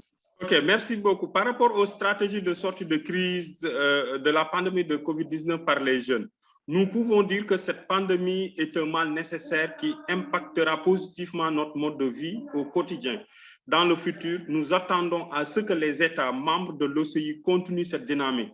De mettre de l'ordre dans notre cadre de vie, organisation du transport, de notre système de santé et la redynamisation de l'industrie islamique. De faire respecter aussi la loi sur la protection de l'environnement, inciter les populations à mener des actions citoyennes, d'orienter le budget dans les investissements prioritaires que sont la santé, l'éducation, l'agriculture et les technologies de l'information et de la communication, de promouvoir un changement de comportement individuel pour une modification radicale des modes de production et de consommation, et enfin, mettre en place une stratégie de promotion de l'économie verte dans les pays islamiques. Now I'm moving on to the second point of my presentation, which is the crisis exit strategies for the COVID-19 pandemic for young people. We can say that this pandemic is a necessary evil that will positively impact our daily way of life in the future. We expect OIC member states to continue their effort in order to put order in our living environment, organization of transport, our health system, and the revitalization of Islamic industry, to enforce the law on the protection of the environment, to encourage people to carry out civic actions, to direct the budget toward priorities investments such as health, education, agriculture, and ICT, to promote a change in individual behavior for a radical change in production and consumption patterns, and finally to put in place a strategy to promote the economy in Islamic countries. Maintenant, le troisième point, c'est par rapport aux initiatives et pratiques clés des jeunes dans les régions de l'OCI pour un avenir vert. Avec cette pandémie, nous avons appris que le monde est devenu un village planétaire et que tous les pays sont fragiles et nous devons bâtir un système de santé fort et toujours en alerte. Nous, les jeunes, nous avons profité de cette pandémie pour mettre notre savoir-faire. D'abord, la vulgarisation de la consommation de nos produits locaux par une intensification de l'agriculture biologique, par un programme d'agriculture pour les jeunes, appelé AgriJeunes. Il y a aussi la formation des jeunes au métier du solaire pour l'électrification domestique et des collectivités territoriales pour plus d'énergie renouvelable. Ensuite, inciter les étudiants vers la création et l'innovation de solutions écologiques pour la promotion de kits hygiéniques, la diminution du transport des produits et des biens qui réduit la pollution de l'air et des gaz à effet de serre, la naissance aussi d'une nouvelle conscience citoyenne de gestion des ordures ménagères dans le collecte, le traitement et le recyclage par la mise en place d'un programme appelé les jeunes volontaires de l'environnement. Il y a aussi la mise en place des comités de veille dans les frontières entre le Sénégal, la Gambie, la Guinée-Bissau, le Mali et la Mauritanie pour alerter les autorités locales dans le cadre du trafic de bois et des animaux d'espèces sauvages. Nous avons la responsabilité de relancer l'économie de nos pays et d'accompagner les États dans cette transition économique et sociale. C'est le moment opportun de profiter de la capture du dividende démographique avec la jeunesse de notre population. Moving to the third and last point of my presentation, which is key initiative and practice in the OIC region for a green future for the case of Senegal and West Africa. I can say that with this pandemic, we have learned that the world has become a global village and that all countries are fragile and we must build a strong health system that is always on alert. We, young people, took advantage of this pandemic to show our know-how by promoting the consumption of our local product by intensifying organic farming. This is the case of an organ that we created, which is agriculture for young people program. By training young people in solar jobs for domestic electrification and local authorities for more renewable energies. By encouraging students toward creativity and innovation or ecological solution for the production of hygiene kits. With the reduction in the transport of product and goods, which reduce air pollution and greenhouse gases. The best of a new civic awareness of whole household waste management in the collection, treating and recycling through the implementation of the program called Young Environmental Volunteers. The establishment of monitoring committees at the borders with Senegal, Gambia, Guinea-Bissau, Mali, Mauritania, in order to alert local authorities in the context of timber trafficking and wild animals. We have the responsibility to revive the economy of our country and to support the state in this economic and social transition. This is an opportunity time. This is an opportune time to take advantage of capturing the demographic dividend with youth of our population. En tout cas, merci de votre aimable attention. C'était pour moi une opportunité d'échanger avec vous par rapport aux initiatives des jeunes du Sénégal et de l'Afrique de l'Ouest. Je vous remercie de votre aimable attention. Thanks for your attention and for listening to me. It was an opportunity for me to share with you some of this practice with some of this practice of young people in Senegal. And I really thank you for your time and appreciate your attention. Thank you. Let me first thank you very much, Mr. Farouk, for your wonderful translation and for your time. And I know that you had some difficulties to reach us today. And despite that, you did a tremendous job. Thank you on behalf of all the participants for your good job. And merci beaucoup, Mr. Diop, pour la présentation approfondie. I would like to thank you for sharing the challenges, for sharing the initiatives that you are suggesting from the perspective of youth in Senegal.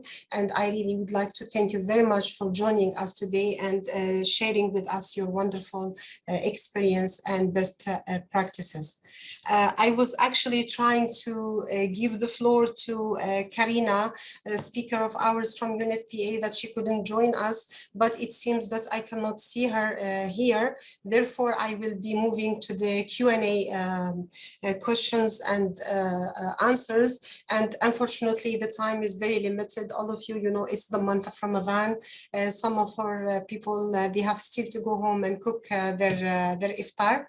Therefore, I will just take 3 questions today, and I will be addressing them to the following speakers. The first question would be addressed to Mr. Muzhar. When it comes to employment from CISREC, when it comes to employment and economic growth, the youth comprise the most significant percentage of active population and labor force in a country's economy. Do you think that the youth participation in this growth is sufficient? If not, how can we ensure the active involvement of youth in all economic fields? Mr. Muzhar, the floor is yours. Thank you. Thank you very much, Dr. Fadila. Well, youth unemployment is a very big issue for OIC member countries. Even at the global level, the percentage is 11.8%, whereas in OIC member countries as a group, on average, it is 13.9%. Apart from the unemployment, I think the real issue we have is the youth inactivity. where youth are neither part of the pool of students nor the part of the labor force. I think we need to work on this issue. Around 61.3% of youth in OIC member countries are included in inactive, basically. And definitely the current growth model OIC member countries are following are not producing enough jobs, okay? And we need to really rethink about our economic development models to come up with better strategies where we are producing more jobs, as well as we help and assist the youth for entrepreneurial activities where they are not just waiting for jobs, instead they are creating jobs for other youths. Okay, so startups and other incubators should be strengthened. That's the only way forward. I don't have really a very quick answer to your question because it requires full debate that what can be done by the member countries. However, while building back, we should think of better options, policy options, as well as the practical initiatives we have seen in other member countries where things are being done differently. For that, intra-OIC cooperation could be very instrumental, and Youth Forum could be really instrumental to share the knowledge and experience from successful best practicing member countries to those who are struggling. So as a whole, as a group, OIC member countries are a very complex mix of countries. There are countries, they are doing really well. They have developed really good models. They have developed good strategies, and they were successful in providing sufficient jobs to their youth. But there are member countries who are unable to do that, and there is a need to really learn from each other to overcome this problem.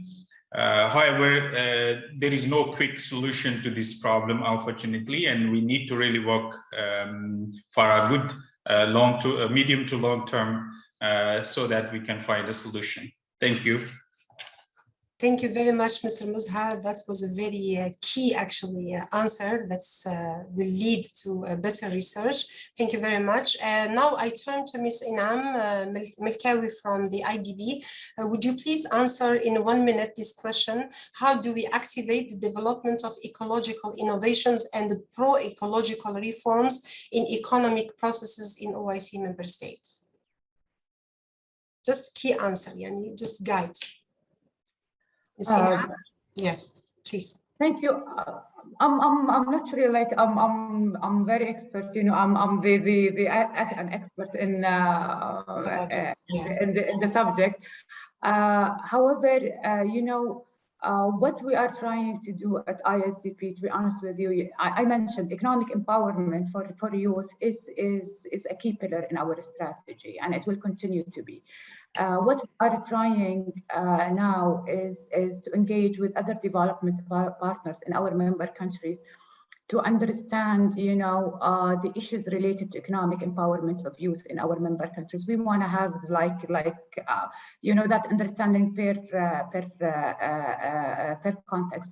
And we are looking at all of the ecosystems in our member countries, you know, and the enabling environment for economic empowerment of youth. In addition, we have created multiple platforms for youth engagement in various sectors, and specific also with focus on science and technology.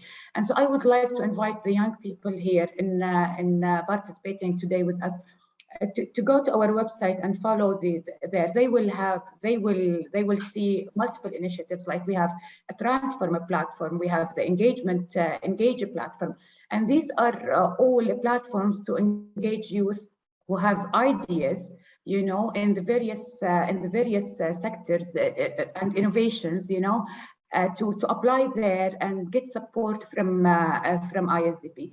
In addition, I would like to take the chance here. You've seen that our Vice President mentioned that there will be series of workshops for youth skilling, and they will be announced very soon. In addition, I would like also to announce that we are currently working on a new initiative or an award for green entrepreneurs and youth who have established or have ideas for green initiatives. This award will be announced very soon, and I would like to encourage the youth also here to apply for this. To be honest with you, we are currently landing on several or discussions and dialogues with our member countries and the governments, and they're specific to issues related to youth employment. I've seen that there was a question, maybe if you allow me, Dr. Fadila, also one of the young people there asked, is the issue in the skilling or is it in the job creation? Where is the biggest issue? And so I would like to say, Mr. Mazhar said it right. There is an issue with the job creation. We should not be denying this. It's not only about skilling, but it differs from one country to another, and each one, they need their own solution. But however, entrepreneurship is a shared solution. And I would like to encourage the young people here with us. Please don't be, if you are thinking of moving into entrepreneurship, please don't be a necessity entrepreneur, be an opportunity entrepreneur. Because all of the studies show that when you are a necessity entrepreneur, you are moving to entrepreneurship just for the sake of because you didn't find a job. This will not grow. Your enterprise will not grow. But rather, if you are an opportunity entrepreneur, you have the passion and you identify the opportunity and you know what you are doing, that will grow and that will create more jobs for youth. And from our side, I think it's our responsibility, the governments and multilateral development banks and civil society organizations, to provide the young people with access to information, with the right information. And I think here comes the role also with institutions like SESREC, where they can inform us and provide us with studies and research, and they can identify the gaps and the opportunities in these economies, and then we convey it to the young people so they can lead, and then they can initiate and they can create jobs for themselves and for other youth. I'm not sure if I answered the question, but I tried my best. Thank you. Thank you. Thank you very much, Ms. Enam. Actually, indeed, you did very well, and you did extra, actually. Thank you very much for your generous answer. And I would like to say here on behalf of SESREC, because they don't have the floor after that, they are actually, in fact, our guide, and they are doing the great research and guiding all of us to the data and the statistics that we need to know about our young people. And in the preparation of the report for the 2022-23, I believe ICYF, IDB, on all OIC institutions, we can contribute to the success of this report that's becoming our map for the youth issues. Thank you again, Ms. Enam.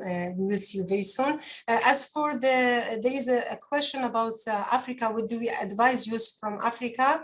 I think already Mr. Diop answered this question from his perspective from Senegal. There is one last question, and I wanted Dr. Mohamed Hazima to be very quick and give the half-minute answer. What is the crucial skill, individual skill that will make the youth recover from the COVID, or as you believe, what would this be? I think I am understanding the question like this, but I wanted to give it to Dr. Mohamed Hazima. What is this one skill that will save the life of youth, Dr. Hazima? Yes, thank you, Dr. Fadila. One skill that will save the life of youth is thinking outside the box. Since you limited it to one skill, thinking outside the box, that's the skill needed.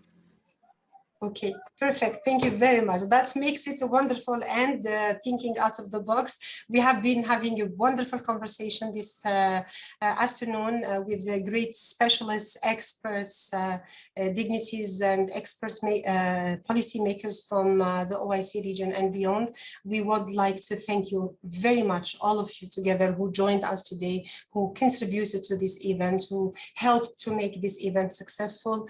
We would like to extend thankfulness, special one from the ICYF team. Thanks to the team of ICYF, thanks to the team of CISLIC, thanks to all the participants from all around the globe. I would like to wish you all Ramadan Mubarak for those who are fasting today, and looking forward, inshallah, to meet you in the near future in more of ICYF events, in the upcoming, inshallah, events of ICYF.